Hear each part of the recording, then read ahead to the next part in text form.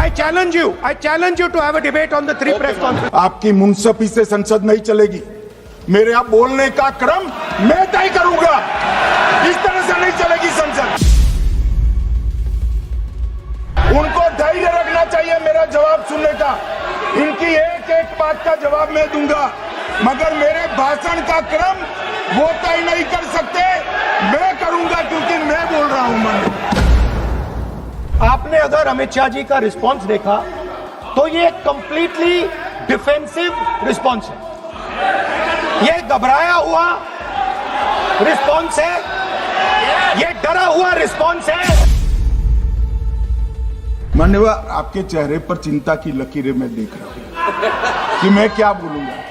मैं उनके उकसावे में नहीं आऊंगा, मैं बताता हूं प्लीज, मैं बख्शूंगा नहीं, अब चिंता मत करो। दादा, आप बीमार हो, मैं समझ रहा हूं, मगर बीमार ज्यादा हो तो घर पे रहा करो, यहां सदन का माहौल मत बिगाड़िए। सुनिए ना भाई, सुनो ना, दो बड़े बोलते हैं तब बीच में नहीं बोलते। कौ कौ कौ कौ कौ कौ कौ कौ कौ कौ चालू कर वो सरकार बोलते। मान्यवर, ये क्या है भाई? तो तब तो ये मतदाता सूची बहुत अच्छी होती है, तब से नए कपड़े पहनकर आप शपथ ले लेते हो। उस वक्त मतदाता सूची का विरोध नहीं करते हो, और जब मुंह की पटखनी पड़ती है बिहार की तरह, तब मतदाता सूची का विरोध करते हो। मान्यवर, दोहरे मापदंड नहीं चलेंगे लोकतंत्र में। जब आप जीतते हो तब चुनाव आयोग महान है, जब आप हारते हो तो चुनाव आयोग निकम्मा है, बीजेपी का कहने पर चलता है। जब आप जीतते हो मतदाता सूची अच्छी है, मतदाता सूची अच्छी है, और जब आप हारते हो तो मतदाता सूची खराब है।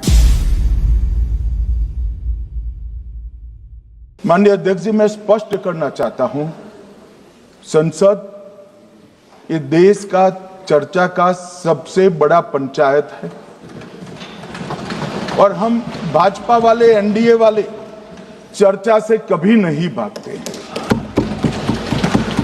कोई भी मुद्दा हो, संसद के नियमों के अनुसार चर्चा के लिए हम तैयार रहते हैं। हमने 2 दिन तक विपक्ष के चर्चा करी कि इसको बाद में किया जाए, 2 सत्र बाद में किया जाए, मगर नहीं माने, हमने हाँ भर दी। मेरा दायित्व है मान्यवर कि हमने क्यों ना बोली थी। ना बोलने के 2 कारण थे। एक कारण था कि चर्चा गहन पुनः निरीक्षण के नाम पर वो मांगते थे, एसआईआर के नाम पर मांगते थे।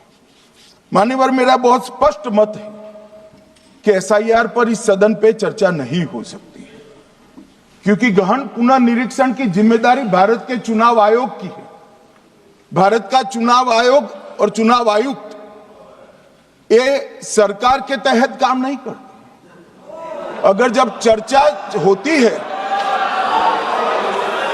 होती है और कुछ सवाल खड़े किए जाएंगे तो इसका जवाब कौन देगा?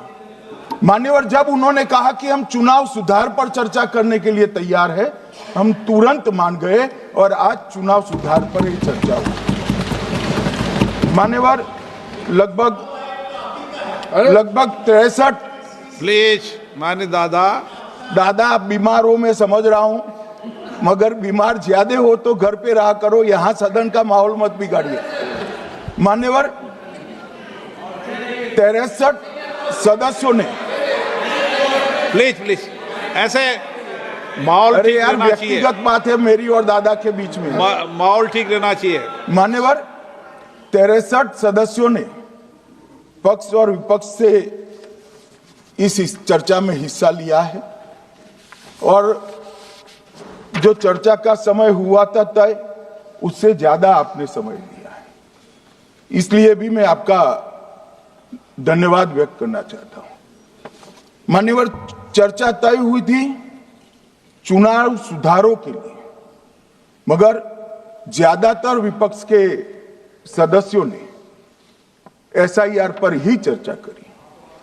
अब चर्चा इन्होंने जिस तरह से शुरू करी है, जवाब तो मुझे देना पड़ेगा, और मैं मानता हूं उनको सुनना भी चाहिए। मान्यवर, इस एसआईआर पर, गहन पुनर्निरीक्षण पर एक तरफा 4 महीने से झूठ फैलाया और देश की जनता को गुमराह करने का प्रयास किया। और मेरा आग्रह है सदन के पक्ष और विपक्ष के सभी सदस्यों, मैंने एसआईआर की प्रक्रिया का, इससे जुड़े हुए संवैधानिक अनुबंधों का और भूतकाल में जो एसआईआर हुए वो सभी का गहन अभ्यास किया है। मैं आज आपके माध्यम से इस सदन को और सदन के माध्यम से पूरे देश की जनता को जो झूठ विशेषकर कांग्रेस पार्टी द्वारा फैलाया गया है वो झूठ का मेरे तर्कों के हिसाब से जवाब देना चाहता हूं। अब एसआईआर पर ही सवाल उठा दिए। मान्यवर, इन्होंने कहा कि एसआईआर आज क्यों हो रहा है। मैं इनको थोड़ा इतिहास बता, और मान्यवर एक नई फैशन हो गई है, इतिहास बताते हैं तो नाराज हो जाते हैं कि आप इतिहास मत बताइए। अरे भला कोई भी प्रक्रिया, कोई भी देश, कोई भी समाज इतिहास को छोड़कर कैसे आगे बढ़ सकता है। इतिहास कोई भी समाज का महत्वपूर्ण अंग है। मान्यवर, हमारे लोकतांत्रिक इतिहास की शुरुआत 1952 से हुई। तो सबसे पहला गहन पुनर्निरीक्षण एसआईआर कब हुआ? 1952 में। एसआईआर की क्या जरूरत है वो कहते हैं, इसलिए मैं कहता हूं। तो उस वक्त प्रधानमंत्री कौन थे? जवाहरलाल नेहरू। किस पार्टी से थे? कांग्रेस पार्टी से। दूसरा कब हुआ? 1957 में। फिर जवाहरलाल नेहरू प्रधानमंत्री थे, कांग्रेस पार्टी से थे। तीसरा हुआ 61 में, उसमें भी जवाहरलाल नेहरू प्रधानमंत्री थे और कांग्रेस पार्टी थे। 65-66 में भी हुआ एक ही गहन पुनर्निरीक्षण, 2 साल में हुआ। उस वक्त भी श्री लाल बहादुर शास्त्री प्रधानमंत्री थे, कांग्रेस पार्टी थे। 83-84 में हुआ, इंदिरा जी थी। 87-89 में हुआ, राजीव गांधी थे। 92-93-95 में हुआ, नरसिम्हा राव थे। 2002 और 3 में हुआ, तब श्री अटल बिहारी वाजपेयी थे। मान्यवर, 2004 में गहन पुनर्निरीक्षण समाप्त हुआ, तब डॉक्टर मनमोहन सिंह जी प्रधानमंत्री थे।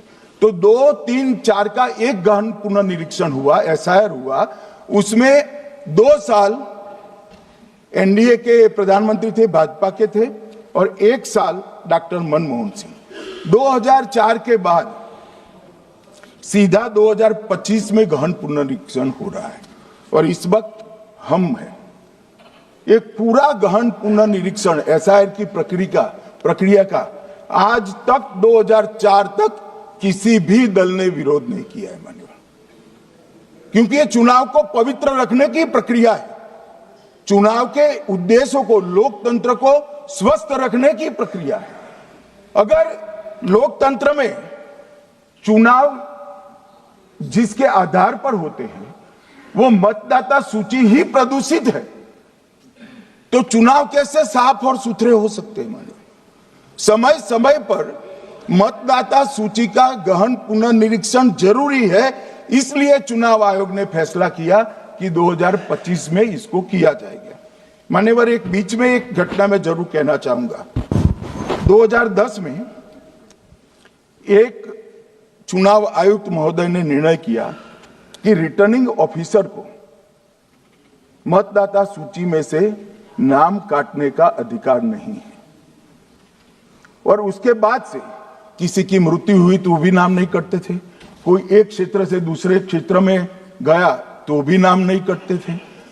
एक व्यक्ति का ट्रांसफर हो गया तो कोयम्बटूर से वो शिमले चला गया, भारत सरकार का कर्मचारी है, तो उसका नाम कोयम्बटूर में भी रहता था, शिमला में रहता था, क्योंकि 2010 में, मैं बताता हूं किसे, मैं बख्शूंगा नहीं, आप चिंता मत करो, क्योंकि 2010 में एक व्यवस्था हुई कि किसी का नाम नहीं काट सकते, और उस वक्त भी कांग्रेस पार्टी की सरकार थी। तो एक गहन पुनर्निरीक्षण क्या है? मानो एक गहन पुनर्निरीक्षण है कि जिनकी मृत्यु हो गई उनके नाम कट जाए, जो 18 साल से बड़े हो गए उनके नाम जोड़ जाए, जो किसी भी प्रकार से 2 जगह मतदाता है उनके नाम कट जाए, और जो विदेशी नागरिक है उनको चुन चुन कर डिलीट किया जाए। ये गहन पूर्ण। और मैं आज इस मंच से आपके माध्यम से इस सदन को और देश की जनता को कहना चाहता हूं, क्या कोई भी देश का लोकतंत्र सुरक्षित रह सकता है जब देश का प्रधानमंत्री और राज्य का मुख्यमंत्री कौन हो वो घुसपैठिए तय करेंगे? मान्यवर, नहीं रह सकते। एक मतदाता का एक से ज्यादा जगह पर वोट होना चाहिए। मान्यवर, एक से ज्यादा जगह पर वोट होना चाहिए। जो लोगों का मृत्यु हो चुका है, मान्यवर, जिन लोगों का मृत्यु हो चुका है उनका वोट मतदाता सूची में होना चाहिए। मान्यवर, ये SIR और कुछ नहीं है, मतदाता सूची का शुद्धिकरण है। मैं मानता हूं इससे कुछ दलों के राजनीतिक स्वार्थ आहत होते हैं। मुझे उन दलों के प्रति एक प्रकार से अनुकंपा भी है, क्योंकि देश के मतदाता तो वोट देते नहीं हैं। ये थोड़े विदेशी दे देते थे, वो भी चले जाएंगे। मगर मान्यवर, क्या हमने भारत के नाते निर्णय करना पड़ेगा कि इस देश की संसद को चुनने के लिए, राज्य की विधानसभा को चुनने के लिए विदेशी को वोट देने का अधिकार देना है या नहीं देना है? और मेरा मत है, मेरा विनम्र मत है मान्यवर, कि ये नहीं देना चाहिए।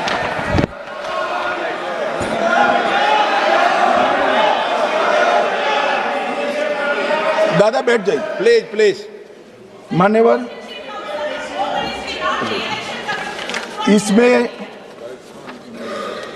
इसमें कानूनी स्थिति का प्रश्न नहीं है।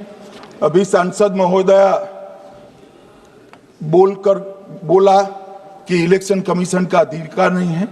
लाल बाबू हुसैन 1995 में एक वाद हुआ मान्यवर, भारत की सर्वोच्च अदालत तक वो वाद पहुंचा। लाल बाबू हुसैन बनाम मतदाता रजिस्ट्रेशन ऑफिसर 1995 में इसका जजमेंट आया, और उसमें अदालत ने स्पष्ट कहा, देश की सर्वोच्च अदालत ने कहा, मैं नहीं कह रहा, जहां मतदाता का नाम दर्ज किया जाना है वहां रिटर्निंग ऑफिसर ये सुनिश्चित कर सकता है कि आवेदक भारत का नागरिक है या नहीं है। ये लोग जो कहते हैं इलेक्शन कमीशन कैसे तय करेगा, ये इनकी ड्यूटी है और ये हमारा निर्णय नहीं है, भारत की सर्वोच्च अदालत का निर्णय है, और हम सब भारत की सर्वोच्च अदालत के निर्णय से बंधे हुए हैं। किसी को भी अगर वेरीफाई करना है तो लाल बाबू हुसैन बनाम मतदाता रजिस्ट्रेशन ऑफिसर 1995 का जजमेंट निकालकर मान्यवर दे दे। मान्यवर, विपक्ष के नेता राहुल गांधी जी ने 5 नवंबर 2025 को एक प्रेस कॉन्फ्रेंस में परमाणु बम फोड़ा। अब वो परमाणु बम के अंदर उन्होंने कहा कि हरियाणा में एक ही घर में 501 वोट पड़ गए। चुनाव आयोग ने इतनी स्पष्टता करी कि हाउस नंबर 265 कोई छोटा मकान नहीं है और 1 एकड़ का पुश्तैनी प्लॉट में अनेक परिवार बस रहे हैं, मगर वहां हर परिवार के घर का नंबर नहीं दिया गया है, इसलिए सब जगह हाउस नंबर 501 दिया गया। और एक परिवार की तो 3 पीढ़ियां साथ में रह सकती हैं। और पुराने नंबर से ही जब हरियाणा में कांग्रेस की सरकार चुनी गई तब से ये नंबर इसी तरह से चल रहा है। ये ना कोई फर्जी घर है ना फर्जी वोटर है। मान्यवर, वोट चोरी का नैरेटिव बनाने के लिए मान्यवर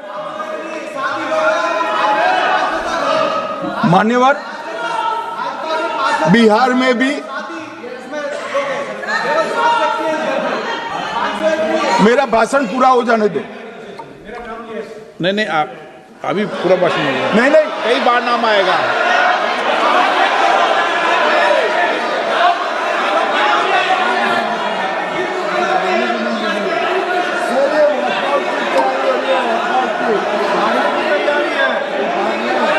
माननीय सदस्य, एक 2 मिनट बैठिए, मैं कुछ बोलना चाहता हूँ। 2 मिनट बैठिए, मैं एक मिनट। माननीय सदस्य, 1 मिनट। मान्यवर, मेरा विपक्ष के नेता से एक निवेदन है कि 2 मिनट सुन ले मुझे, बाद में उनको बोलने का मौका दीजिए। मान्यवर, 2 मिनट। मान्यवर, मेरा आपसे विनम्र निवेदन है, मैं आधी रात तक बैठने के लिए तैयार हूं, मुझे कोई आपत्ति नहीं। मेरा भाषण समाप्त हो जाए। अरे सुनिए ना भाई, सुनो ना, 2 बड़े बोलते हैं तब बीच में नहीं बोलते। मान्यवर, मेरा भाषण समाप्त हो जाए। प्लीज। नहीं, मान्यवर, मेरा भाषण समाप्त हो जाए बाद में, इसमें जितने भी मुद्दे विपक्ष के नेता खड़े करेंगे, मेरी मर्यादा में इसका जरूर जवाब दूंगा, मुझे कोई आपत्ति नहीं। मेरा विनंती इसलिए है मान्यवर,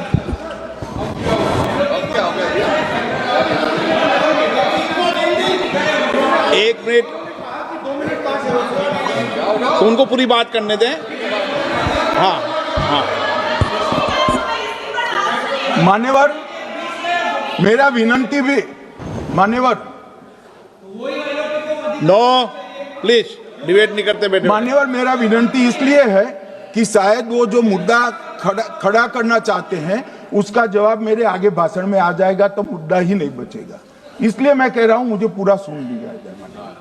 मान्यवर, बिहार में एक मतदाता की उम्र 34 साल बताई गई, 34 साल की है, इसको 124 साल बताया गया। सच था कि इसमें उम्र 124 बार छपी थी। बाद में मिंता देवी जी ने खुद बताया कि उन्होंने ऑनलाइन आवेदन किया था और वो ऑनलाइन आवेदन करने में गलती हो गई, इसके कारण उम्र 124 बार साल छपी थी। अब इसके आधार पर मतदाता सूची पर प्रश्न कर दिए। सुबोध कुमार नवादा, प्रेस कॉन्फ्रेंस में कहा गया कि एक राजनीतिक दल के बीएलए है, इनका नाम कभी आया ही नहीं, वो भी सत्य नहीं निकला।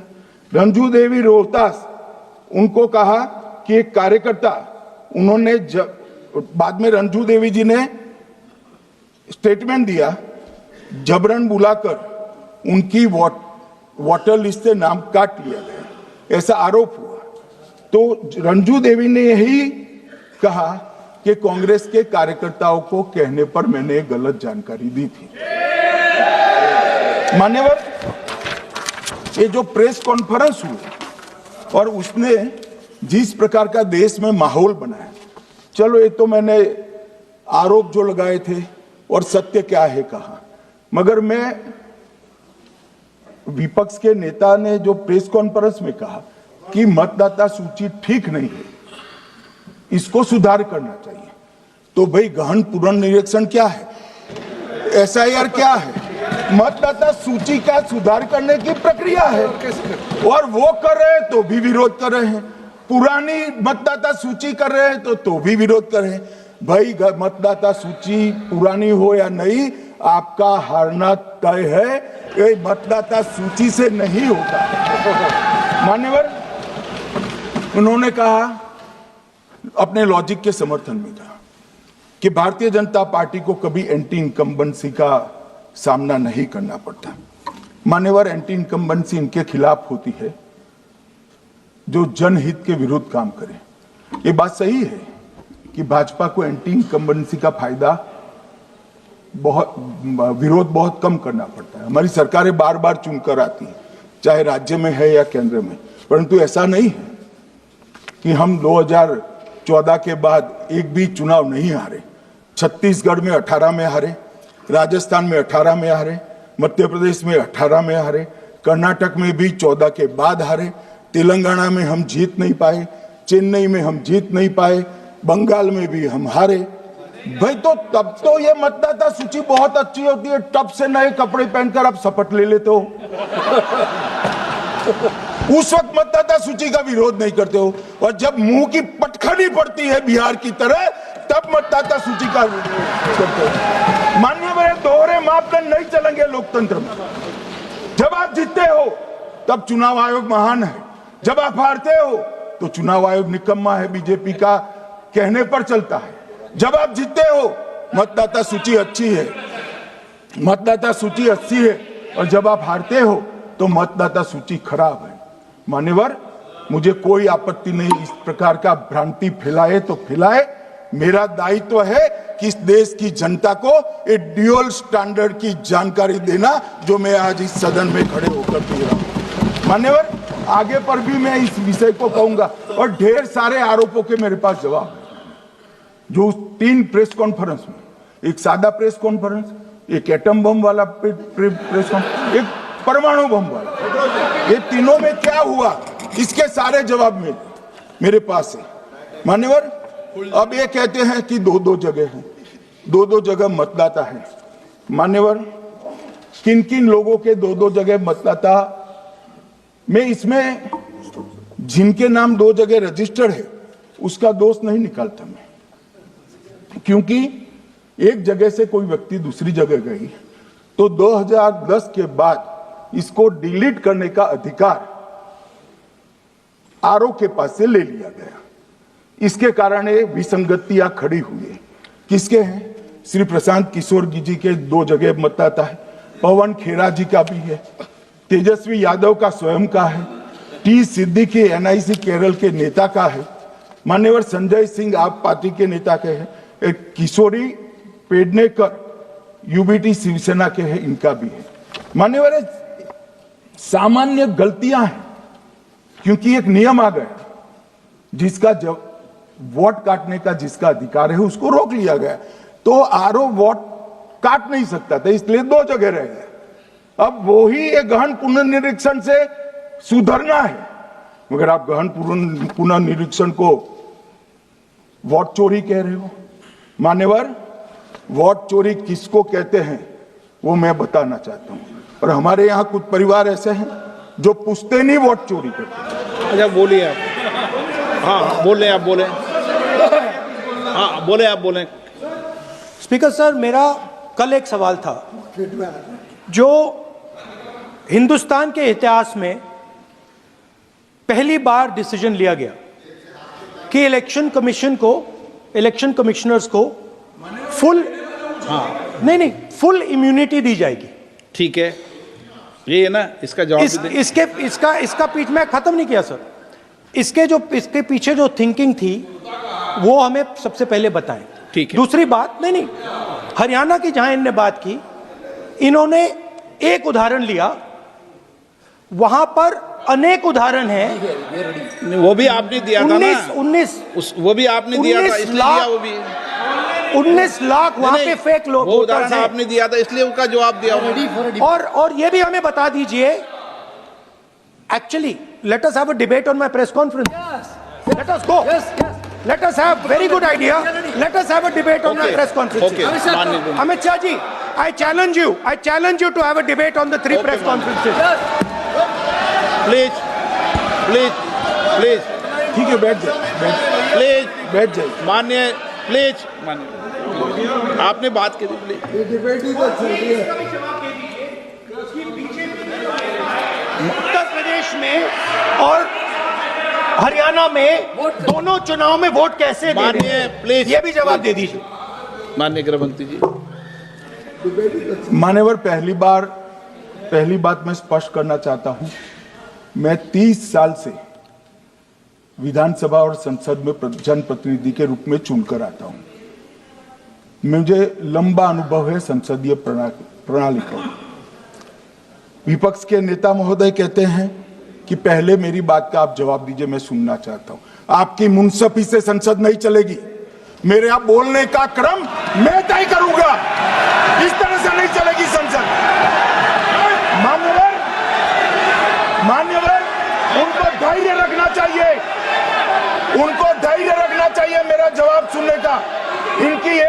बात का जवाब मैं दूंगा, मगर मेरे भाषण का क्रम वो तय नहीं कर सकते, मैं करूंगा क्योंकि मैं बोल रहा हूं। माननीय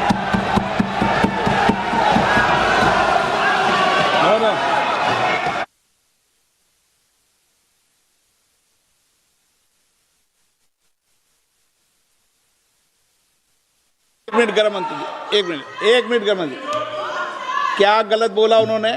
उन्होंने यही बोला, आपने जो बात उठाई है मुझे कब बोलना है मैं तय करूंगा, यही बोला ना। उसमें क्यों उत्तेजित हो रहे हो आप? हाँ, आपके 2-2 मिनट में खड़े होने से थोड़ी जवाब देते रहेंगे। नो माननीय गृह मंत्री, नहीं होगा। मैं आपको फिर मौका दूंगा, आपको मौका दूंगा आपको। हाँ बोलिए, हाँ बोलिए सर, ये बोलिए। आपने अगर अमित शाह जी का रिस्पॉन्स देखा तो ये कंप्लीटली डिफेंसिव रिस्पॉन्स है। ये घबराया हुआ रिस्पॉन्स है, ये डरा हुआ रिस्पॉन्स है। अब सुनिए पूरी बात, प्लीज मानिए। नो, सच्चा रिस्पॉन्स नहीं है। माननीय गृह मंत्री जी, मान्यवर आपके चेहरे पर बैठो मान्यवर, आपके चेहरे पर चिंता की लकीरें मैं देख रहा हूं कि मैं क्या बोलूंगा। मैं उनके उकसावे में नहीं आऊंगा, मैं मेरे विषय पर बोलूंगा। मान्यवर, मैंने इतना ही कहा कि मैं मेरे भाषण का क्रम मैं तय करूंगा। मेरे भाषण का पहले क्या बोलना, बाद में क्या बोलना, मैं तय करूंगा। और मैं मानता हूं कि हर एक वक्ता का ये अधिकार है, उनका भी है, मेरा भी है। कल वो बोल रहे तो हम ऐसा थोड़ी ना बोले आप झूठ क्यों बोल रहे हो, हम नहीं बोले, नहीं बोल सकते साहब। वो माननीय विपक्ष के नेता है, वो बोल सकते अपना भाषण। मान्यवर, और मैंने तो ये भी कहा, मेरा पूरा भाषण छूट कर कुछ बच जाता है तो आप पूछिएगा, मैं जवाब दूंगा। मगर अब धैर्य भी चाहिए और सुनना भी चाहिए, दोनों चीजें करनी पड़ती है। मान्यवर, वोट चोरी का कोहराम बचा। मैं वोट चोरी किसको कहते हैं वो बताना चाहता हूं। वोट चोरी के 3 आयाम हैं। एक तो मतदाता नहीं है, मतलब योग्यता नहीं है, और आप वोटर बन जाते हो तो वोट चोरी माना जाएगा। दूसरा, आप गलत प्रकार से चुनाव जीतते हो तो वोट चोरी माना जाएगा। और तीसरा, जनादेश को डिफाई करते हो, मतलब वोट के विपरीत आप कोई पद प्राप्त कर लेते हो तो भी एक प्रकार से वोट चोरी होता है। अरे सुनो ना, क्यों जल्दबाजी करते हो मानिकम, क्यों? अब मैं 3 वोट चोरी की घटनाएं बताना चाहता हूं। सबसे पहली घटना हुई, आजादी के बाद देश का प्रधानमंत्री तय करना था। तय कौन करना था? तो उस वक्त के जितने प्रांत थे, इसके कांग्रेस के अध्यक्षों ने, उनके एक वोट से तय होना था। अब 28 वोट श्री सरदार पटेल को मिले और 2 वोट जवाहरलाल नेहरू जी को मिले।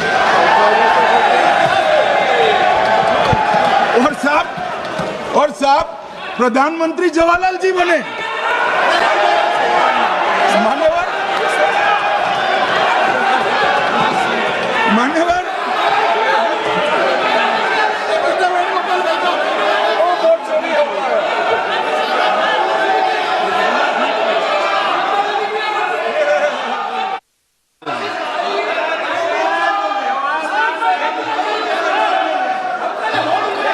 प्लीज माननीय गृह मंत्री जी, प्लीज।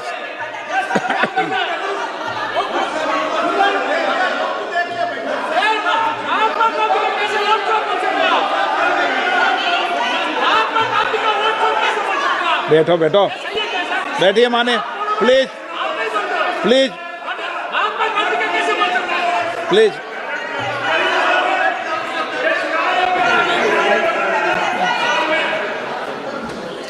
मान्यवर, दूसरी, प्लीज बैठिए माननीय सदस्य, प्लीज। हर बार नहीं उठते, बैठिए। मान्यवर, दूसरे प्रकार की वोट चोरी और नैतिक तरीके से चुनाव जीतना, ऐसी वोट चोरी भी भूतकाल में एक बार हुई थी। श्रीमती इंदिरा गांधी रायबरेली से चुनी गई इलाहाबाद हाईकोर्ट में श्री राजनारायण पहुंचे कि चुनाव नियमों के अनुसार नहीं हुआ। इलाहाबाद हाईकोर्ट ने ये तय कर दिया कि श्रीमती गांधी ने उचित तरीके से चुनाव नहीं जीता है, हम इसको रद्द कर दें। मान्यवर, ये भी वोट चोरी थी, बहुत बड़ी वोट चोरी थी। और उसके बाद में क्या हुआ? उसके बाद में वो वोट चोरी को ढकने के लिए संसद में कानून लाए कि प्रधानमंत्री के खिलाफ कोई केस ही नहीं हो सकता। मैं विपक्ष के नेता को कहना चाहता हूं, इम्यूनिटी की बात आप चुनाव आयोग की पूछ रहे हैं, इसका तो मैं जवाब दूंगा, इम्यूनिटी का। मगर ये इम्यूनिटी जो श्रीमती गांधी ने दी थी, इसके लिए आपका क्या कहना है? और उन्होंने तो स्वयं के लिए ले ली। उनका आरोप है। ऐसे नहीं चलता मान्यवर। आप जब बोले, जब 5-5 मिनट उठेंगे क्या? ये मान्यवर, उनका आरोप है। आप भी बोले। 9 गलत, 1-1 मिनट में सदस्य नहीं उठेगा ना। मान्यवर, उनका आरोप है कि सरकार ने बनाया तो लोकतंत्र ने बनाया, तो जो समय का केस था वो बताया है, आगे का तो बताया। मोदी जी को भी सब लोगों ने प्रधानमंत्री बनाया है भाई, आपकी कृपा से नहीं बने हैं। मान्यवर,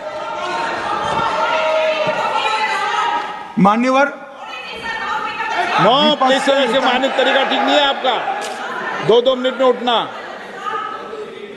मान्यवर, विपक्ष के नेता ने कहा कि आपने चुनाव आयुक्तों को इम्यूनिटी दी।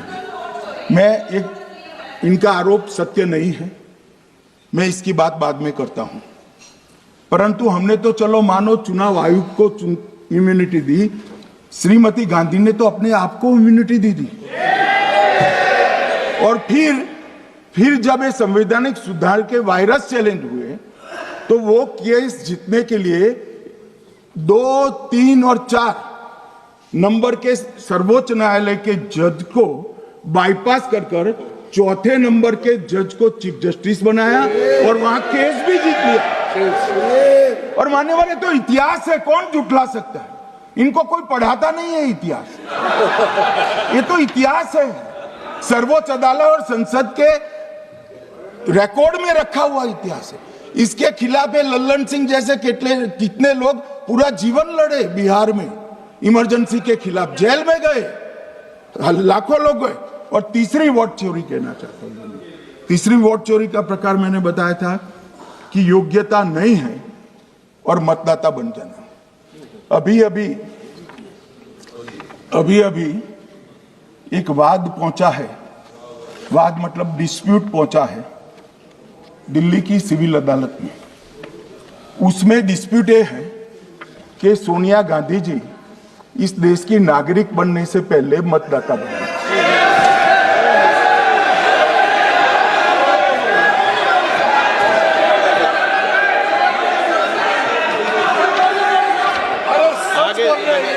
आगे सुनो, बोल क्या रहे, पूरी बात तो सुनो। मान्यवर,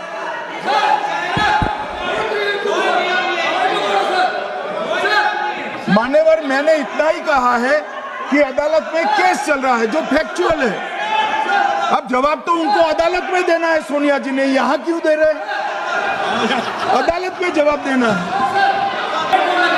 अब मुझे सुनिए तो, अब आपने एक मुद्दा खड़ा किया, मुझे जवाब तो देने दीजिए। मान्यवर, मैंने कुछ ऐसा नहीं कहा, मैंने सिर्फ इतना कहा है कि एक वाद दायर हुआ है दिल्ली की अदालत में। मैंने कोई कंक्लूजन नहीं कहा, मैंने कहा कंक्लूजन का, मैंने कोई कंक्लूजन नहीं कहा। कंक्लूजन तो जब उनका नोटिस का जवाब वो दे देगी तब अदालत देगी, तब फिर से बताऊंगा मैं। मगर अभी तो मैंने सिर्फ इतना कहा है कि वहां एक केस रजिस्टर्ड हुआ है जिसमें श्रीमती गांधी को नोटिस इश्यू किया है। इसमें इतने लाल पीले होने की जरूरत क्या है? मान्यवर, हम सबका साझा दायित्व है हम भी विपक्ष में बैठे हैं। हम चुनाव जितने जीते हैं इससे ज्यादा हारे हैं। हम लोगों का तो एक प्रकार से पौना जिंदगी ही विपक्ष में ही चला गया, चाहे राज्य हो या केंद्र हो। कई चुनाव हमारे, हमने चुनाव आयुक्त और चुनाव आयोग पर कभी आरोप नहीं लगाए। एक नया पैटर्न खड़ा हुआ, एक नया पैटर्न। मैं पूरा वाक्य नहीं बताना चाहता। श्रीमती ममता बनर्जी ने चुनाव आयोग पर आरोप लगाए, स्टालिन जी ने लगाए, बीडी सतीशन जी ने लगाए, श्री राहुल गांधी ने लगाए, मल्लिकार्जुन खड़गे जी ने लगाए, तेजस्वी यादव जी ने लगाए, अखिलेश यादव जी ने लगाए, वी शिवन कुट्टी ने लगाए, हेमंत सोरेन जी ने लगाए, भगवंत मान जी ने लगाए। अब पहले तो ऐसी परंपरा सिर्फ कांग्रेस पार्टी में थी, मगर संपर्क का दोष कहता होता है साहब, ये सारे इंडिया अलायंस वाले चुनाव आयोग के खिलाफ आते। मान्यवर चुनाव आयोग एक तटस्थता से चुनाव कराने वाला संस्थान बनाया गया और इसकी मान्यता कोई पॉलिटिकल पार्टी ने नहीं दी, भाग और अनुच्छेदों के तहत हमारे संविधान ने दी है और ये संवैधानिक प्रक्रिया है। इस संवैधानिक प्रक्रिया पर सवाल खड़े कर कर, अनर्गल आरोप कर कर आप पूरे चुनाव आयोग की एक प्रकार से पूरे दुनिया में इसकी छवि को धूमिल करने का काम कर रहे हैं। आपको लगता है कि आप सरकार की छवि धूमिल करें? ना जी, आप पूरी दुनिया में भारत के लोकतंत्र की छवि को धूमिल करें। मान्यवर सरकार का तो इतना ही सवाल है, मान्यवर सरकार का तो इतना ही सवाल है कि भारत के मतदाता क्या सोचेंगे, मगर मतदाता का सोचने का सवाल नहीं है। मतदाता को तो मालूम है कि हमने तो वोट दिया है इसलिए चुनकर आए हैं, तो उसके मन में कोई डाउट नहीं है। ये वोट चोरी करते रहे, घुसपैठिया बचाओ यात्रा निकाली और बिहार में 2/3 बहुमत से हम जीते। मान्यवर ये जो नई परंपरा शुरू हुई कि देश के अंदर चुनाव न जीते तो चुनाव आयोग को बदनाम करो, चुनाव प्रक्रिया को बदनाम करो, मतदाता सूची को बदनाम करो, ये हमारे लोकतंत्र का भला नहीं करेगी। यही आयुक्त के कहते, यही सरकार के होते हुए आप कई चुनाव जीते, हम कुछ नहीं बोले, हम पार्टी में बैठकर इसकी मीमांसा की, मगर ये लोग चुनाव आयोग पर। प्लीज नो, आप बैठिए, आप ठीक है बैठिए। माननीय सदस्य प्लीज प्लीज। मान्यवर मैं थोड़ी स्पष्टता के लिए आंकड़ा देना चाहता हूं। मई 14 में श्रीमान नरेंद्र मोदी इस देश के प्रधानमंत्री बने, तब से उनको आपत्ति है। तो एनडीए क्या क्या जीती? 3 लोकसभा चुनाव हम जीते, 41 राज्यों के विधानसभा चुनाव जीते, तो हम 44 विधानसभा टोटल चुनाव जीते हैं 2024 से 25 तक। मगर वो भी 30 चुनाव जीते हैं अलग अलग विधानसभा में, 30 जगह पे। अगर मतदाता सूची करेक्ट है तो क्यों शपथ लिया, क्यों चुनाव लड़ा? आप बताइए देश की जनता को। आप लोग यहाँ कैसे पहुंचे? श्री राहुल गांधी जहां से चुनकर आए थे, वो वायनाड की मतदाता सूची में भी मेरी पार्टी ने प्रेस कॉन्फ्रेंस कर इसी प्रकार की डिस्क्रिपेंसी को बताया है। इसका जवाब नहीं देते। हमने अमेठी का भी बताया है, इसका जवाब नहीं देते हैं। मान्यवर एक चुनाव की मतदाता सूची में जो थोड़ी बहुत गलतियां हैं, उसको वो लोग मुद्दा बनाते हैं चुनाव हारने का। चुनाव हारने का कारण है नहीं, मैं अंत में बताऊंगा क्यों हारते हो चुनाव, मैं बताऊंगा मान्यवर अंत। परंतु फिर भी चलो मान ले कि मतदाता सूची ठीक नहीं है, तो गहन पुनर्निरीक्षण का मतलब ही ये है कि मतदाता सूची को सुधारने की प्रक्रिया। अब इसमें आपके बीएलए सहयोग नहीं करते हैं, आप उसका बहिष्कार का ऐलान करते हो, आपकी राज्य सरकारें जहां है वो मदद कम करती हैं, तो कैसे मतदाता सूची का शुद्धिकरण होगा? जो आपकी डिमांड है वो ही चुनाव आयोग कर रहा है। आपकी डिमांड है कि मतदाता सूची ठीक हो, वो चुनाव आयोग करा है, मगर हुआ क्या है मान्यवर मालूम है? इनको अब अगर प्रेस में कोई पत्रकार उनको पसंद ना आए ऐसा सवाल पूछते हैं तो तुम बीजेपी के एजेंट हो ऐसा कहते हैं। मान्यवर सवाल जो भी हो उसको लेना चाहिए।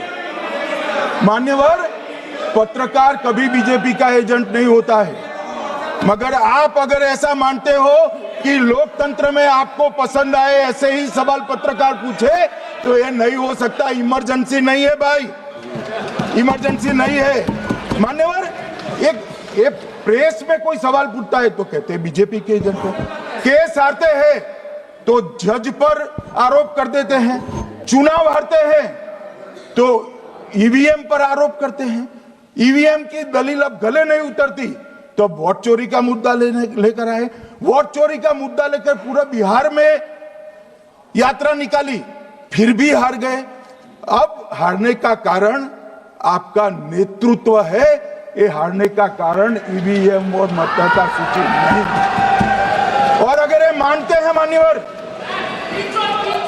अगर ये मानते हैं कि इनको कोई पूछने वाला नहीं है, भगवान करे मैं गलत पड़ जाऊं, कांग्रेस के कार्यकर्ता इनका हिसाब मांगेंगे। एक दिन कांग्रेस के कार्यकर्ता इनका हिसाब मांगेंगे कि इतने चुनाव कैसे हार गए। मान्यवर कोई जज आजादी के इतने साल में नहीं हुआ है मान्यवर कि कोई जज एक जजमेंट दे तो जज के खिलाफ इंपीचमेंट लेकर आते हैं। अपनी वोट बैंक को एड्रेस करने के लिए इंपीचमेंट लेकर आते हैं मान्यवर। और ये सारे ने तो साइन कर दिया, साथ ही साथ उद्धव जी ने भी साइन कर दिया। उद्धव जी जजमेंट क्या है? एक पहाड़ी पर मान्यता है कि हाँ सबसे ऊपर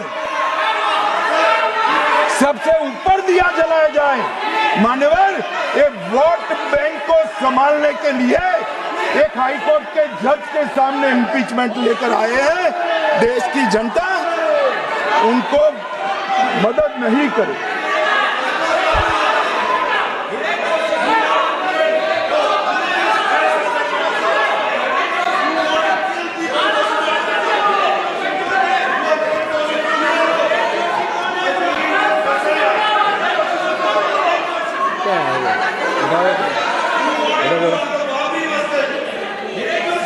प्लीज नो, माननीय गृह मंत्री जी। गौरव जी बैठ जाइए, नया मुद्दा शुरू हो रहा है। प्लीज अरे भैया प्लीज मेरी बात सुनो ना। माननीय गृह मंत्री जी, माननीय गृह मंत्री जी, माननीय गृह मंत्री जी, नया मुद्दा शुरू हो रहा है, फिर से खड़ा होना। आप बैठ जाइए प्लीज। नो नो, ये तरीका नो। मणिकम जी प्लीज बैठिए। नो, ये तरीका ठीक नहीं है। प्लीज बैठे। हर आपको ज्यादा समस्या है क्या हर 2 मिनट में खड़े होने की? हर 2 मिनट में खड़े होने की समस्या है क्या आपको लोगों? बैठिए, ऐसे नहीं चलेगा। मान्यवर 2014 के बाद अरे दादा ये भी बैठ गए, अब बैठ जाओ। मान्यवर 2014 के बाद हारने की परंपरा शुरू हुई। हारने की परंपरा शुरू होने के बाद हाँ जीते ही है, मगर हारने की भी परंपरा हुई है। मान्यवर हारने की परंपरा शुरू करने के बाद इन्होंने सबसे पहले ईवीएम को निशाना बनाया। आज मैं आपके माध्यम से सदन को और सदन के माध्यम से देश की जनता को बताना चाहता हूं, ईवीएम कौन लेकर आए इस देश में? मान्यवर कौन लेकर आए? 15 मार्च 1989 को जब राजीव गांधी इस देश के प्रधानमंत्री थे तब ईवीएम लाने का कानूनी बदलाव किया गया था। अब राजीव गांधी के ईवीएम के कानून का भी विरोध कर रहे हैं। मान्यवर इसके बाद में अरे सुनो ना क्या प्रक्रिया हुई।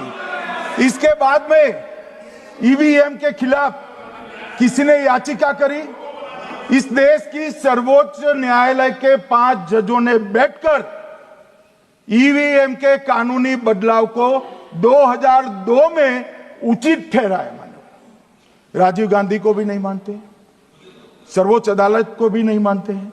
फिर 98 में मध्य प्रदेश, राजस्थान और दिल्ली, इसमें सिर्फ 16 विधानसभाओं में इसका ट्रायल लिया गया।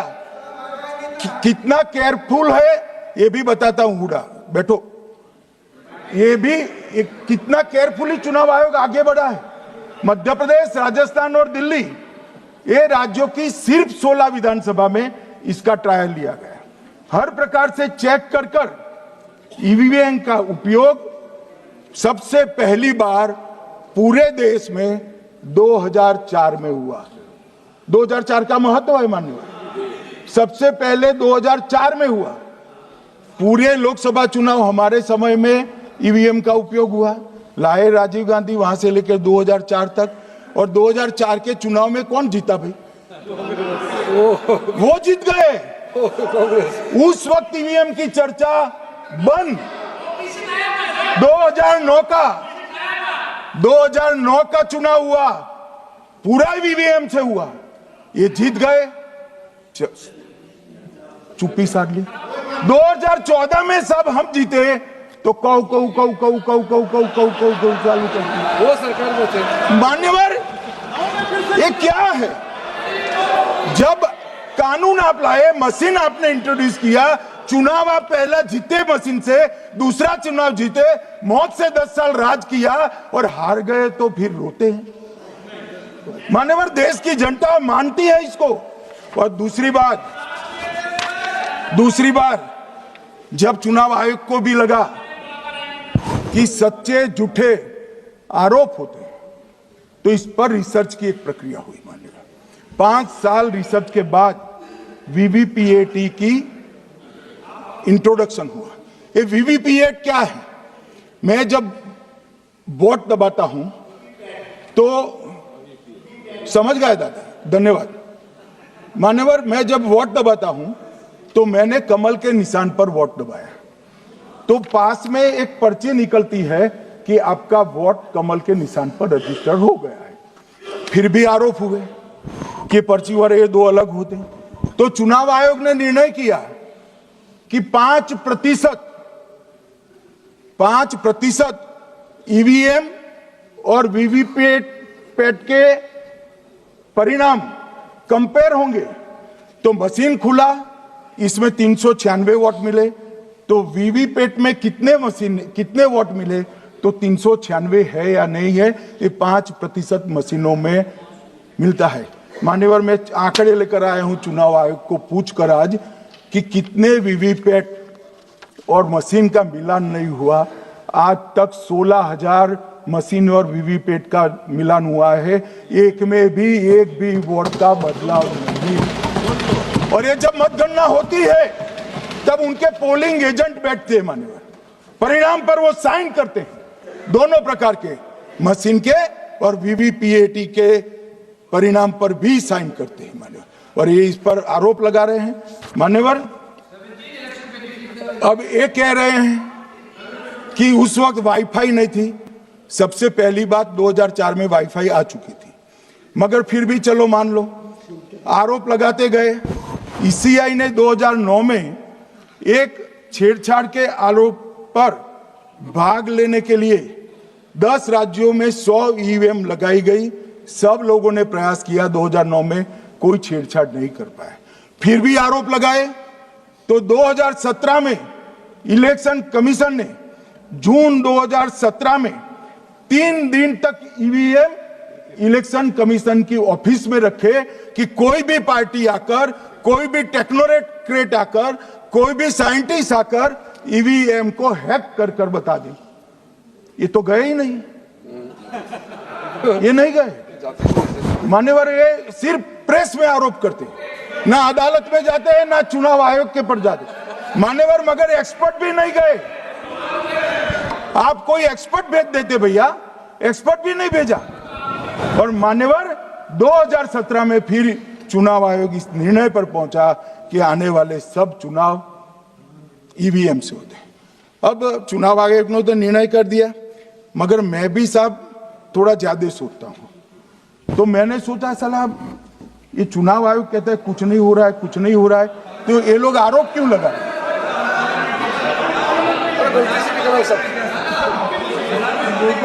मान्यवर मेरे शब्द कोई ऐसे हो तो काट दीजिए। काट दिया राहुल जी। मान्यवर मैंने सोचा कि भाई कुछ गलती नहीं है, मान्यवर कोई गलती नहीं है, तो ये लोग विरोध क्यों कर रहे हैं?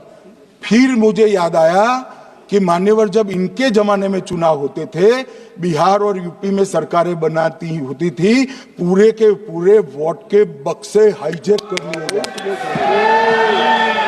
ईवीएम आने से ये बंद हो गया, ईवीएम आने से बंद हो गया, और मान्यवर चुनाव की चोरी बंद हुई है, इसलिए पेट में दर्द हो रहा है।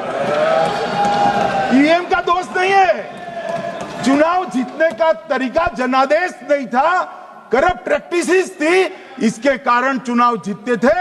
अब आज ये पूरे एक्सपोज हो चुके हैं। जब जनादेश पर चुनाव होता है तो आप जीत सकते हो, जीतो, स्वागत है उसका, मगर जब हारते हो तो अन्य कारण बताना, जैसे पहले मैंने कहा, ऐसा बताना ये ठीक नहीं है। मान्यवर कल मैंने लीडर ऑपोजिशन का भाषण स्वयं यहां बैठकर सुना है। पूरा भाषण उनका धागों में उलझ गया, थ्रेड्स में उलझ गया। मान्यवर ये कहते हैं पीएम का शेड्यूल देखकर चुनाव आयोग चुनाव तय करता है। मेरा सभी सांसद महोदय से करबद्ध निवेदन है कि चुनाव होने के पहले के 1 महीने पीएम का शेड्यूल, और पीएम को लगभग 24 और 16 कितना होता है, 40 महीना हो गया। इसमें से किसी भी 1 महीने का शेड्यूल दिखाओ। पीएम की गति ही इतनी है, कोई भी महीना उठाओगे तो इतने ही प्रवास करते हैं। मानवर इसको चुनाव का कोई लेन देन नहीं है। हमारे प्रधानमंत्री जनसंपर्क में आजादी के बाद सबसे ज्यादा प्रवास करने वाला प्रधानमंत्री, और मैं जानता हूं साहब, मैं जानता हूं नरेंद्र मोदी जी को 2001 से मैं बता सकता हूं, एक भी दिन की छुट्टी नहीं, एक भी वैकेशन नहीं, लगातार जनता का काम करना। मैंने कभी नहीं देखा उनको वैकेशन में। कई बार इनका अनुकरण करने का प्रयास करते हैं तो बीपी बढ़ जाता है इतना, ये फिर रुक जाएंगे प्लीज। मान्यवर ये पूरी चर्चा चुनाव सुधार पर थी। मैंने आज ये भी जांच करा,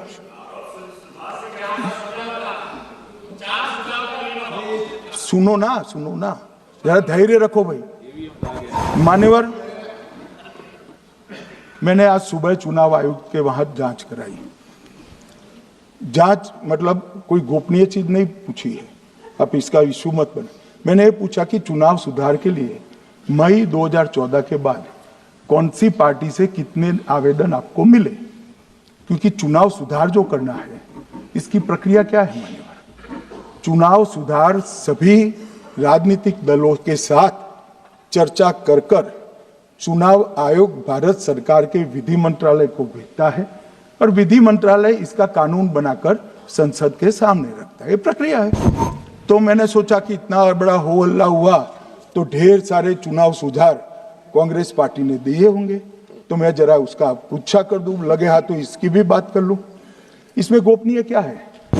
तो मैंने पूछा तो साहब मुझे एक रहस्य मालूम पड़ा कि आज तक मई 2014 से चुनाव आयोग को एक भी चुनाव सुधार का सुझाव कांग्रेस पार्टी से नहीं मिला।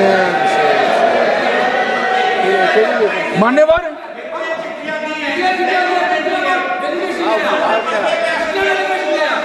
बैठे मैं बताता हूं। मान्यवर मैं जवाब पूछोगे क्या? सुधार आप भी बोले, हर बोलने पर एक एक बार उठेंगे क्या? हर चीज का जवाब पूछेंगे क्या आप? नो, ये तरीका ठीक नहीं है। नो, ये तरीका ठीक नहीं है। नो, नो माननीय सदस्य, प्लीज बैठिए, बैठिए, बैठिए, बैठिए, बैठिए, बैठिए, बैठिए, बैठिए, अच्छी परंपरा रखें। ओके,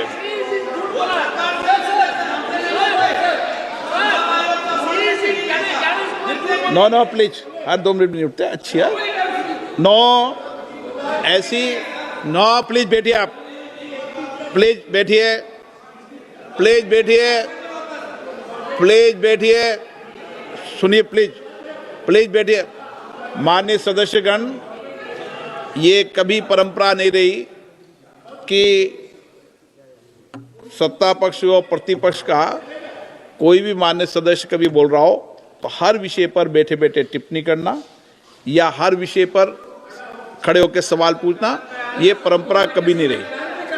आपने भी भाषण दिया आज, आपको कोई ने बीच में उठ के पूछा कोई ने?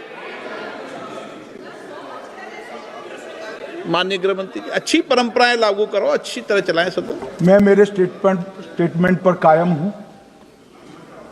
नरेंद्र मोदी सरकार बनने के बाद आज तक कांग्रेस पार्टी ने चुनाव आयोग को एक भी चुनाव सुधार का प्रपोजल नहीं दिया। मान्यवर, ये कई बार मिलने गए हैं, मैंने उनका प्रेस कॉन्फ्रेंस भी देखा है। उनका प्रेस कॉन्फ्रेंस था चुनाव प्रक्रिया के अंदर उनका जो डिस्प्यूट है वो ऑन गोइंग इलेक्शन में इसको रजू करने का। चुनाव सुधार जो होता है, चुनाव के पहले चुनाव के नियम जो तय होते हैं, इसके लिए सभी दलों को बाकायदा पत्र लिखा जाता है और कोई मांगे तो उसको समय भी देना पड़ता है। ये दो अलग चीज है। माननीय गृह मंत्री, मान्यवर, 1 मिनट गृह मंत्री। माननीय सदस्यगण, सदन का समय माननीय गृह मंत्री जी के वक्तव्य की समाप्ति तक बढ़ाया जाता है। माननीय गृह मंत्री जी। मान्यवर, कर विपक्ष के नेता ने 3 सवाल पूछे थे और 4 सुझाव दिए थे। पहला सवाल था मुख्य न्यायाधीश को चुनाव आयोग चयन समिति से बाहर क्यों निकाला गया, पहला सवाल था। दूसरा सवाल था दिसंबर 2003 में कानून बदलकर चुनाव आयोग को पूर्ण प्रतिरक्षा क्यों दी गई। और तीसरा शार्प क्वेश्चन था सीसीटीवी फुटेज 45 दिन में नष्ट करने का कानून क्यों लाए। कानून नहीं लाए हैं, सर्कुलर चुनाव आयोग ने इश्यू किया है, मगर ठीक है, हार्द में समझ रहा हूं ये क्यों कर रहे हैं। ये 3 इसके जवाब थे। मान्यवर, मैं इसमें से सबसे पहले सवाल का जवाब देना चाहता हूं। मान्यवर, मुझे पूरा सुनकर जरा आप आपत्ति लीजिएगा, क्योंकि मैं बताऊंगा तो पास से ही, मगर वर्तमान का भी जवाब दूंगा। मान्यवर, 73 वर्ष तक इस देश में चुनाव आयोग की नियुक्ति का कोई कानून ही नहीं था। माननीय सभी सदस्य ध्यान से मुझे सुने, 73 साल तक इस देश में चुनाव आयोग की नियुक्ति का कोई कानून नहीं था। नियुक्ति प्रधानमंत्री सीधी कर देते थे। और मान्यवर, मैं आज ये पूरे देश को बताना चाहता हूं कि टोटल अब तक जितने चुनाव आयुक्त हुए और जितने मुख्य चुनाव आयुक्त और चुनाव आयुक्त, ये सभी इसी प्रकार से हुए। अब 2003 के कानून पर मैं बाद में आता हूं। 1950 से 1989 चुनाव आयोग एक सदस्यीय था। प्रावधान क्या था? कोई कानून नहीं था। प्रधानमंत्री जी फाइल भेजते थे राष्ट्रपति जी को और राष्ट्रपति जी नोटिफिकेशन बाहर नहीं करते। तो भाई उस वक्त बरोबर चुनाव था, सबसे अच्छा था। नहीं, मैं ये नहीं पूछता नियुक्ति की प्रक्रिया। मान्यवर, पूरा उनका 55 साल प्रधानमंत्री जी ने ही चुनाव आयुक्त को नियुक्त किया, तब तक कोई सवाल नहीं था। और नरेंद्र मोदी करते हैं तो उन पर सवाल उठाते हैं, मगर हमने तो ऐसा भी नहीं किया मान्यवर। फिर 89 से 91, जब 89 में चुनाव आयुक्त उनकी सुनते नहीं थे, तो पहली बार उस पर ब्रेक लगाने के लिए चुनाव आयोग को बहुसदस्यीय बनाया गया। ये बिहार के चुनाव के कारण ही हुआ, परंतु वो भी प्रधानमंत्री की फाइल से ही अपॉइंट होते हैं। और मान्यवर 21 चुनाव आयुक्त, कमिश्नर और मुख्य चुनाव, और 21 और 29 इस प्रकार से हुए जिसमें कोई प्रधानमंत्री जी ही रखते थे। कांग्रेस पार्टी ने ही यह परंपरा बनाई थी, कानून भी कांग्रेस पार्टी ने बनाया था। मगर आज आरोप करना है इसलिए आपने चुनाव चोरी कर लिया, चुनाव चोरी कर लिया, चुनाव चोरी के कहने से कुछ नहीं होता। जनता हमको सुनती है भाई, और हम जवाब भी देते हैं। मान्यवर, ये 50 से लेकर 2023 तक कोई कानून नहीं। बाद में 2023 में एक अनूप बरनवाल बनाम भारत सरकार मुकदमा हुआ, उसमें सुप्रीम कोर्ट ने कहा कि भाई चुनाव आयुक्त की नियुक्ति थोड़ी पारदर्शी होनी चाहिए। सुझावी था, ऑर्डर नहीं था। हमारे सॉलिसिटर जनरल ने वहां कंसेंट दी, तो उन्होंने कहा कि भाई हमें कानून बनाने में थोड़ी देर लगेगी और हमें इस पर कंसल्टेशन भी करना पड़ेगा, चुनाव आयोग से भी करना पड़ेगा। तो उन्होंने कहा ठीक है, अगर आप सहमत हैं, मैं जजमेंट और आर्गुमेंट पढ़कर अगर आप सहमत हैं तो जब तक कानून नहीं बनता, चीफ जस्टिस ऑफ इंडिया की अध्यक्षता में एक कमेटी बने और प्रधानमंत्री और विपक्ष के नेता इसके मेंबर। हमें कोई आपत्ति नहीं, हमने हाँ बोला सर, और विपक्ष के नेता भी थे, प्रधानमंत्री थे और सीजे। 2023 में कानून बन गया। कानून क्या बना? विपक्ष के नेता, प्रधानमंत्री तय करेंगे, वो एक मंत्री और स्वयं प्रधानमंत्री, ये 3 लोग बैठकर चर्चा कर मेरिट्स में चुनाव आयुक्त और मुख्य चुनाव आयुक्त की नियुक्ति करेंगे। मान्यवर, हमारे टाइम में तो और पारदर्शी, ये कह रहे हैं हमारा तो 33% ही हिस्सा है। भाई 33% तो है ना, हमारा तो हिस्सा ही नहीं था। और मान्यवर, मैं रिकॉर्ड से बताता हूं, 2012 में सीयूसी की नियुक्ति होनी थी। अडवाणी जी ने सुझाव दिया लिखकर कि एक प्रणाली बना जाए, नहीं बनाया और BS संपत जी को सीधा चुनाव आयुक्त बना दिया। उसके बाद में भी एक व्यक्ति कैसे है इसकी चर्चा है, नवीन चावला, जिसको आपातकाल की भूमिका पर शाह आयोग ने कहा था ये निष्पक्ष नहीं है, उनको मुख्य चुनाव आयुक्त बना दिया। जबकि मुख्य चुनाव आयुक्त गोपाल स्वामी ने इनके खिलाफ पक्षपात के सबूत भी भेजे, खारिज कर दिया। मान्यवर, सुने नहीं। हमारे समय में ऐसा कभी नहीं हुआ है। हमारे समय पर विरोध होता है, मगर पक्षपात के सबूत किसने नहीं दिए हैं।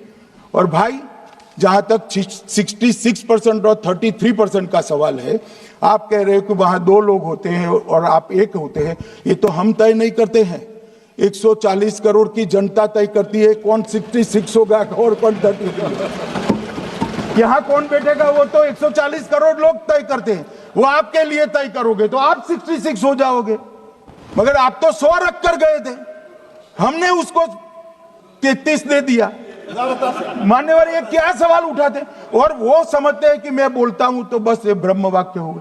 ऐसे नहीं होता है मान्यवर, हर चीज के तर्क होते हैं। इनका जो भाषण तैयार करते हैं वो भी ठीक से नहीं करते, रिसर्च नहीं करते। मान्यवर, इन्होंने सीसीटीवी फुटेज 45 दिन में इलेक्शन कमीशन ने नष्ट करने का निर्णय किया, इस पर आपत्ति उठाई। मान्यवर, जन प्रतिनिधित्व अधिनियम 1951 की धारा 81 में एक प्रावधान है। प्रावधान क्या है? उम्मीदवार चुने जाने के बाद 45 दिन में चुनाव याचिका दायर कर सकते हैं। 45 दिन के बाद इसको कोई चुनौती नहीं दे सकता। ये नियम 1991 में बना, तब उस वक्त सीसीटीवी फुटेज नहीं था। सीसीटीवी फुटेज बाद में चुनाव आयोग ने एक सर्कुलर से रूल्स में बदलाव कर ऐड किया। अब किया क्या है चुनाव आयोग ने, सीसीटीवी फुटेज का जो रिकॉर्ड है उसको जन प्रतिनिधित्व अधिनियम की 1951 की धारा 81 के साथ संरक्षित किया है, मतलब अलाइन किया है कि 45 दिन के बाद कोई डिस्प्यूट की प्रोविजन ही नहीं है एक्ट में, तो 45 दिन के बाद ये सीसीटीवी फुटेज क्यों रखना चाहिए। अब इतनी सादी समझ नहीं है सब, मैं क्या कर सकता हूं। सब समझ के कोई इंजेक्शन नहीं होते जो भ्रम से दे दिया। मान्यवर, ये धारा 81 1951 से है, मगर पहले पर्चियों से होते थे तो पर्ची के लिए थी। अब सीसीटीवी फुटेज का कैमरा आ गया तो सीसीटीवी फुटेज ऐड कर दिया। मान्यवर, उन्होंने कहा, और इस वक्त जब सीसीटीवी फुटेज जब प्रक्रिया में ऐड किया, तब स्पष्ट चुनाव आयोग ने कहा था कि सीसीटीवी रिकॉर्डिंग संवैधानिक दस्तावेज नहीं है, ये आंतरिक प्रबंधन है। किस चीज का आंतरिक प्रबंधन? कि चुनाव सीज होने के बाद कोई पुनः मतदान की अर्जी करता है कि भाई ये मतदान मथक में चुनाव ठीक नहीं हुआ, तो चुनाव आयोग जो निर्णय करता है वो सीसीटीवी फुटेज के आधार पर करता है। पहले मौखिक करता था, टेक्नोलॉजी आई, सीसीटीवी फुटेज स्वीकार कर लिया। अब ये आंतरिक प्रबंधन के लिए है मान्यवर। फिर भी चुनाव आयोग का जो निर्णय मैं बताता हूं, उन्होंने कहा सामान्य जनता को एक्सेस होना चाहिए। रूल्स बनाया गया है, सामान्य व्यक्ति सीसीटीवी फुटेज उच्च न्यायालय में जाकर 45 दिन के अंदर ऑर्डर करा सकता है। अब ये कहेंगे 45 दिन में जजमेंट नहीं आएगा, मगर उच्च न्यायालय इतना ऑर्डर कर सकता है कि सीसीटीवी फुटेज आप डिस्ट्रॉय मत करना। मान्यवर, राजनीतिक दलों को एक्सेस देने का उन्होंने प्रावधान करा है, तो वो चुनाव को चैलेंज करे राजनीतिक दल 45 दिन के अंदर। ऑटोमेटिक जो चुनाव चैलेंज होता है मान्यवर, उसका सीसीटीवी फुटेज नियमों से हम चुनाव आयोग रिजर्व कर देता है। मान्यवर, ये प्रक्रिया कुछ पढ़ते नहीं। इसके बाद पॉलिटिकल एजेंटों को एक्सेस होनी चाहिए। पॉलिटिकल एजेंट भी मान्यवर हाईकोर्ट से इसको प्राप्त कर सकता है। अब करते कुछ नहीं, एक भी ना हाईकोर्ट में अर्जी करी, ना चुनाव आयोग में करी, और सीसीटीवी फुटेज का बहाना लेकर बोलने लगे। अब इतने लाखों बूथों का सीसीटीवी फुटेज हर नागरिक मांगने लगा कोई कारण के बगैर, तो किस प्रकार से चुनाव आयोग दे सकता है? किस प्रकार से दे सकता है? यहां हुआ क्या है, सब प्राप्त करना चाहते हैं वो प्रेस कॉन्फ्रेंस करना। उनको लगता है कि मेरी प्रेस कॉन्फ्रेंस ये संवैधानिक प्रावधान के तहत होती है। ऐसा नहीं होता है। वे प्रेस कॉन्फ्रेंस जो करते हो जिन मुद्दों का, इसकी लीक कर अर्जी दे दो, टपक से मिल जाएगी सारी दिख, मगर अर्जी नहीं करते, कोर्ट में नहीं जाते हैं, चुनाव आयोग में नहीं जाते हैं, और चुनाव चोरी हो गया, चुनाव चोरी हो गया, चुनाव चोरी हो गया करते। मान्यवर, ऐसे नहीं चलेगा। इस देश को, लोकतंत्र को आप धूमिल नहीं कर सकते, और सबने सीखना चाहिए, और भाषण ढंग से तैयार करने का भी सीखना चाहिए। मान्यवर,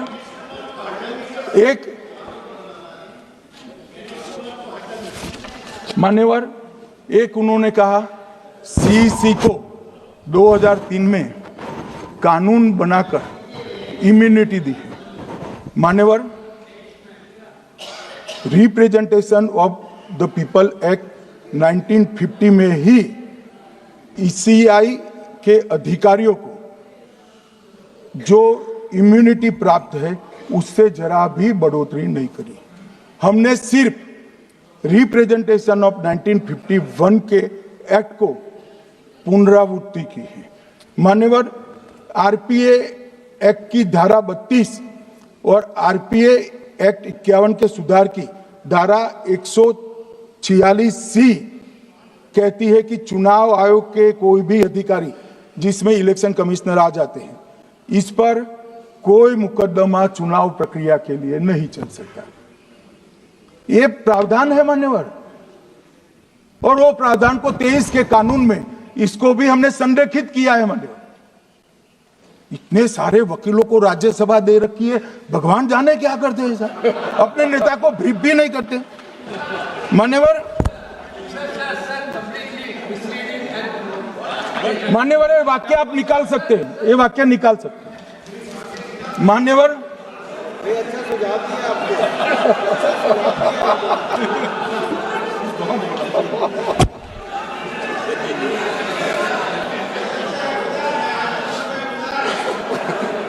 मान्यवर फिर ये सब हो रहा कल देर रात को मान्यवर मैं मेरा भाषण तैयार कर लूं, तो मैंने अपने आप को पूछा कि ये सब इतना स्पष्ट है तो ये मुद्दा क्यों उठा रहे। मेरी समझ में अगर इतना पढ़कर आता है तो उन्होंने भी तो पढ़ा होगा। ये मुद्दा क्यों उठा रहे? मूल मुद्दा है अवैध घुसपैठियों को मतदाता सूची में रखने। इन लोगों ने मान्यवर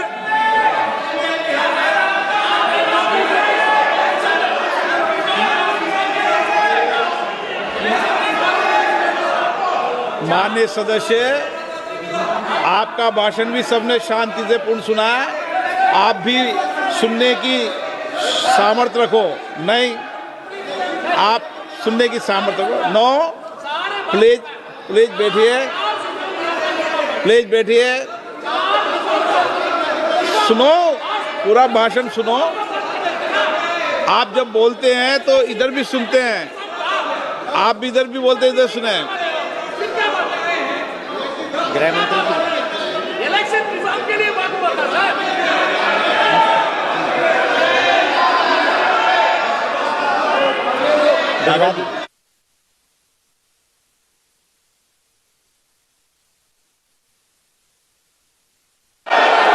माननीय सदस्य, आप जब बोलते हैं तो इधर भी सुनते हैं, पूरे सुनने की क्षमता रखो।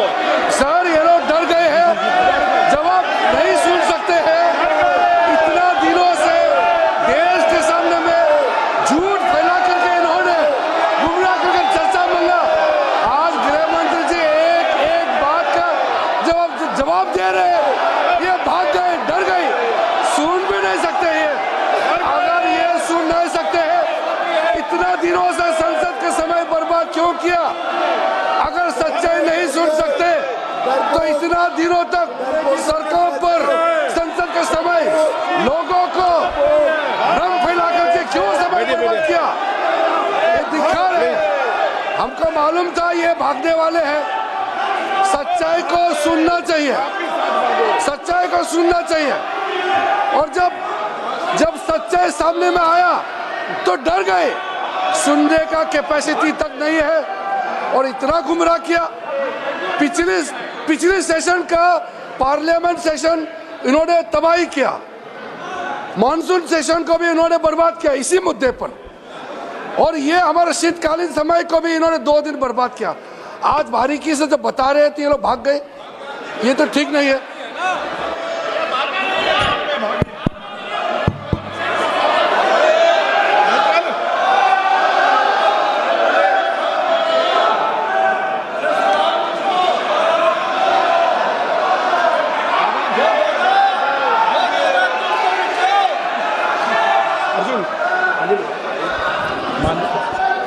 मान्यवर, ये 200 बार भी बहसकार करेंगे, एक भी अवैध घुसपैठियों को इस देश में हम वोट नहीं देंगे।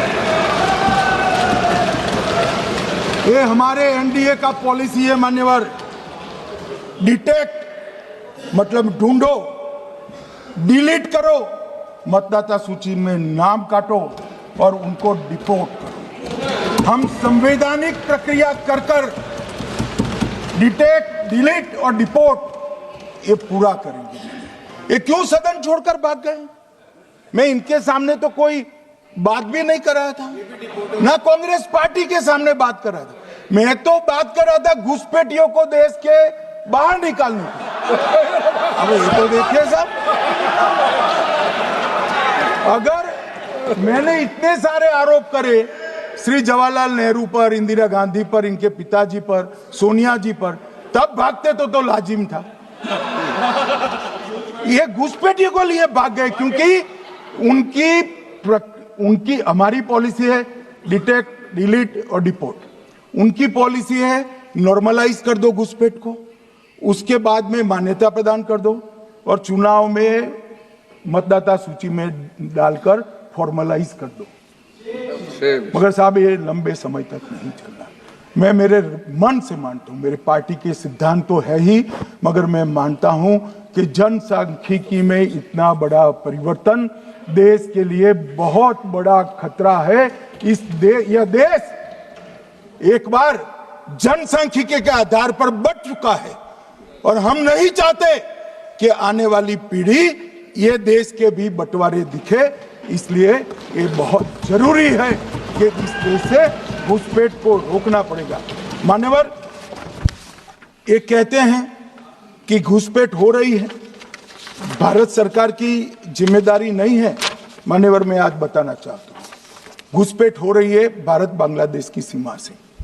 वहां पर कुल 2216 किलोमीटर बॉर्डर है, इसमें से 1653 किलोमीटर बॉर्डर बन चुकी है और 563 कहां बाकी रही है मान्यवर मालूम है? केवल और केवल एक राज्य बंगाल। आसाम का पूरा हो गया, मेघालय का पूरा हो गया, त्रिपुरा का पूरा हो गया, जम्मू कश्मीर का पूरा हो गया, पंजाब का पूरा हो गया, राजस्थान का पूरा हो गया, गुजरात का पूरा हो गया, खाली बंगाल का बाकी रखा है। और मैं आज कहना चाहता हूं टीएमसी के लोगों को भी, ये राहुल जी के साथ में रहकर घुसपैठिया बचाओ यात्रा बिहार में निकली, साफ हो गए।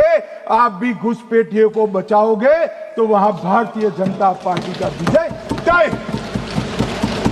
मान्यवर, ये कहते हैं कि घुसपैठ क्यों हो रही? आप बॉर्डर नहीं बनाने देते, फेंसिंग नहीं करने दोगे, घुसपैठ नहीं होगी।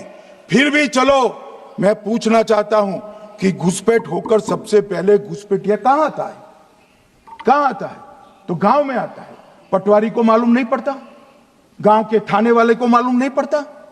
इसकी मतदाता सूची में नाम डालने के लिए आधार कार्ड कहां बनता है? वहीं बनता है। उसका राशन कार्ड कहां बनता है? बंगाल में बनता है। और मतदाता सूची में कौन सी मतदाता सूची में ऐड होता है? तो बंगाल में होते। आपकी कोई जिम्मेदारी नहीं है। मान्यवर, ये देश के भविष्य और सुरक्षा के साथ खिलवाड़ कर रहे। कभी कभार चुनाव तो जीत जाओगे घुसपैठियों के आधार पर, परंतु इस देश की सुरक्षा को आप ताक पर रखो। मैं आज कहना चाहता हूं मान्यवर, बिहार की जनता ने एक बहुत महान फैसला किया है घुसपैठिया बचाओ यात्रा के खिलाफ जनादेश दिया। और बंगाल भी ये करने जा रहा है मान्यवर, आने वाले दिनों में करेंगे, उनको मालूम नहीं। मान्यवर, मैं एक कल राहुल गांधी जी ने एक विषय कहा था कि सारी संवैधानिक संस्थाएं आपने करप्ट कर दी। मैंने पूरा बताया कि चुनाव आयोग की नियुक्ति के पहले क्या नियम थे। उन्होंने ये कहा कि महत्वपूर्ण पद पर आरएसएस की विचारधारा के लोग रख दिए जाते हैं। तो इसमें क्या आपत्ति है भाई? क्या इस देश में कोई कानून बना है कि आरएसएस की विचारधारा वाले हैं उनको कोई महत्वपूर्ण? अरे इस देश का प्रधानमंत्री आरएसएस की विचारधारा वाला है, इस देश का गृह मंत्री आरएसएस की विचारधारा वाला है और जनादेश से बनकर आए, आपकी कृपा से बनकर नहीं आए मान्यवर। मगर उन्होंने क्या किया था वो मैं फिर बताना चाहता हूं। 1969 में इस देश का राष्ट्रपति का चुनाव हुआ। 1969 में इंदिरा जी अपनी पार्टी के अंदर ही संघर्ष करती थी। पार्लियामेंट्री बोर्ड ने राष्ट्रपति के चुनाव के प्रतिनिधि के रूप में कांग्रेस पार्टी का अधिकृत उम्मीदवार बनाया श्री संजीव रेड्डी को। और इंदिरा जी ने प्रधानमंत्री रहते हुए अपने पार्टी के मैंडेट को ही डिफाई कर कहा कि राष्ट्रपति का चुनाव में वोटिंग अंतर आत्मा की आवाज से करनी चाहिए। और उन्होंने श्री वीवी गिरी को प्रत्याशी बनाया मान्यवर। और फिर हुआ क्या, अल्पमत में थी वो, संजीव रेड्डी जी के वोट ज्यादा थे। जीतने के लिए उन्होंने कम्युनिस्टों से समाधान किया और इस देश की सारे संस्थान पर, शिक्षा संस्थान पर, महत्वपूर्ण संवैधानिक पद पर कम्युनिस्टों को बिठाने का काम ये इंदिरा गांधी जी ने। और वहीं से इस देश के विमर्श को बदलने का काम किया है, वहीं से किया है। वामपंथी विचारधारा इस देश के प्रकृति को, इस देश के स्वभाव को, इस देश की जनता को स्वीकार्य नहीं है और इसीलिए वामपंथी लुप्त हो गए मान्यवर। उन्होंने इस देश के युवा धन को वामपंथी विचारधारा पर डाइवर्ट करने का काम किया है, जो 2014 से फिर से नरेंद्र मोदी जी ने इसको एक अच्छी तरीके से, लोकतांत्रिक तरीके से परिष्कृत करने का काम कर रहे हैं मान्यवर। और ये कह रहे हैं कि आरएसएस के विचारधारा वालों को रखते हैं। कोई ऐसा कानून नहीं है मान्यवर कि आरएसएस की विचारधारा वाला व्यक्ति कोई, आरएसएस की विचारधारा क्या है? देश के लिए मरना ही आरएसएस की विचारधारा है। देश को समृद्धि के परम शिखर पर ले जाना ही आरएसएस की विचारधारा है। देश की संस्कृति का झंडा बुलंद करना ही आरएसएस की विचारधारा। ये क्या समझाते हैं? हम ऐसे मान लेंगे? हम नहीं डरते साहब किसी से, हम नहीं डरते। मैं मेरी ही बात करता हूं। मैं तो 10 साल का था और नारे लगाता था, आसाम की गलियां सुनी है, इंदिरा गांधी खूनी है। हम तो वहां से लड़ते लड़ते आए हैं, हम नहीं डरते मान्यवर। और मान्यवर, इन्होंने कहा कि वोट चोरी से जीतते हैं, वोट चोरी से नहीं जीते हैं। आपने सर्जिकल स्ट्राइक का विरोध किया, इसलिए हम जीते। आपने एयर स्ट्राइक का विरोध किया, इसलिए जीते हैं। आपने 370 हटाने का विरोध किया, इसलिए जीते हैं। आपने राम मंदिर बनाने का विरोध किया, इसलिए जीते हैं। आपने घुसपैठियों को हटाने का विरोध किया, इसलिए जीते हैं। आपने सीएए का विरोध किया, इसलिए हम जीते हैं। आपने ट्रिपल तलाक हटाने का विरोध किया, इसलिए जीते हैं। और आप 1 नेशन 1 इलेक्शन का विरोध कर रहे हो, इसलिए हम फिर से जीते हैं। मान्यवर, 60 करोड़ गरीबों के घर में इस देश के प्रधानमंत्री जी ने घर पहुंचाया, गैस पहुंचाया, पानी पहुंचाया, शौचालय पहुंचाया, 5 किलो अनाज मुफ्त पहुंचाया और 5 लाख तक की दवाइयां मुफ्त कर दी। क्या समझते हैं कि वोट चोरी कर कर जीते हैं? इस देश के इंफ्रास्ट्रक्चर को 40 साल देख लीजिए और हमारे 11 साल देख लीजिए, इंफ्रास्ट्रक्चर को 3 गुना बढ़ाने का काम हमारे प्रधानमंत्री नरेंद्र मोदी। और इसलिए जनता हमें जिताती है। और मैं तो अभी भी कहना चाहता हूं, चले गए हैं मान्यवर, मैं अभी भी कहना चाहता हूं, यार कांग्रेस पार्टी तुझे टिकट तो देती नहीं है मान्यवर। मैं अभी भी कहना चाहता हूं, एसआईआर का विरोध करोगे तो बिहार की जगह बंगाल और तमिलनाडु में भी साफ। मान्यवर, इस 140 करोड़ की जनता का जनादेश ईश्वर का आदेश होता है। हमारे यहाँ तो कहते हैं ना कि जनता ही जनार्दन है। तो जनता का फैसला श्री कृष्ण का फैसला होता है, जनार्दन का फैसला। और वो जनता के फैसले को ये लोग वोट चोरी इस तरह की भाषा का प्रयोग करते हैं। जनता देख रही है, जनता आंख मूंद कर नहीं बैठी। मान्यवर, मैं तो धन्यवाद करना चाहूंगा हमारे पार्लियामेंट्री अफेयर्स मिनिस्टर का कि इन्होंने तो एक अलग रास्ता कर एसआईआर पर चर्चा कर ली। वरना इनका झूठ एक तरफा जनता में जा रहा था। आज आपने भी मुझे इतना विपुल मात्रा में समय दिया।